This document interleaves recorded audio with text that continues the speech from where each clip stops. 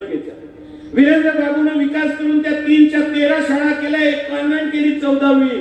आणि माझी सत्ता जेव्हा या गावानं दिली तेव्हा मी इथं 11वी 12वी ज्युनियर कॉलेज उघडण्याचा प्रयत्न केला. उघडलं एवढ्यासाठी का वीरेंद्र बाबूची जी इच्छा होती, गरीबातला गरीब पोरगा कमी फी मध्ये शाळेमध्ये शिकला पाहिजे, शिक्षण घेतलं पाहिजे, प्रायव्हेट स्कूल उघडले नाही पाहिजे. याच्या कारकिर्दीमध्ये सगळ्या प्रायव्हेट स्कूल सुरू झाले आहेत. प्रायव्हेट शाळा अतोनात फी आहे तिथं. गरीबातला गरीब पोरगा या शाळेमध्ये सरकारी शाळेमध्ये शिकला पाहिजे म्हणून मी 11वी जे उघडली त्याचं 4,500 4,500 रुपये फी ठेवली होती. याने त्याच्यामध्ये सुद्धा भ्रष्टाचार केला. कन्सेप्ट नावाच्या स्कूल सोबत टायअप करून 2-2 लाख रुपये विद्यार्थ्यांपासून वसूल केले. हे फी वाढवून फक्त श्रीमंताचंच पोरग तिथं शिकू शकते, गरीबाचं झोपडपट्टीतलं पोरग तिथं शिकू शकत नाही. या विकास त्याने केला. आणि ज्या शाळा याच्या कारकिर्दीमध्ये बंद पडल्या होत्या त्या 11 मध्ये मला जेव्हा सत्ता या नागरिकांनी दिली तेव्हा मी त्या अर्ध्या शाळा सुरू करण्याचे प्रयत्न केले. आज पुन्हा काय परिस्थिती आहे? आज 9 वर्षापासून इलेक्शन नाही आहे का? 9 वर्ष सत्ता यायच्या पाशी आहे. कारण वरची सत्ता यायच्या जवळ, प्रशासक यायचाच आहे, सीओ यायच्याच मतानं काम करते.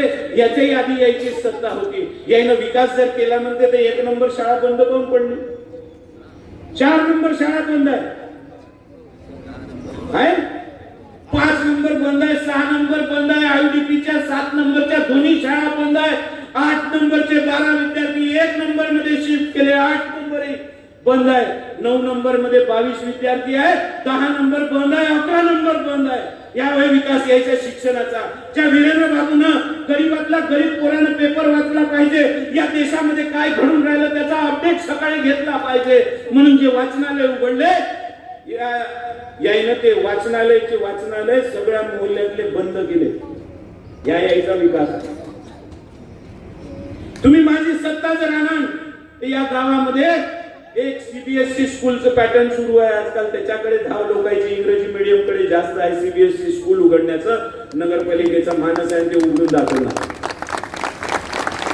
जे मरदछाया या शाळेवर आलेली आहे त्या शाळा पुन्हा रिवाईव्ह कशा होतील, तिथं पटसंख्या कशी वाढेल याचे प्रयत्न करू. मराठी मीडियम मध्ये ऍडमिशन नसेल भेटत तर लोअर इंग्लिश तिथं सुरू करून लोअर इंग्लिश मध्ये ऍडमिशन घेऊ. पटसंख्या वाढली तर शिक्षक लागते, रोजगार आपोआपच तयार होतो.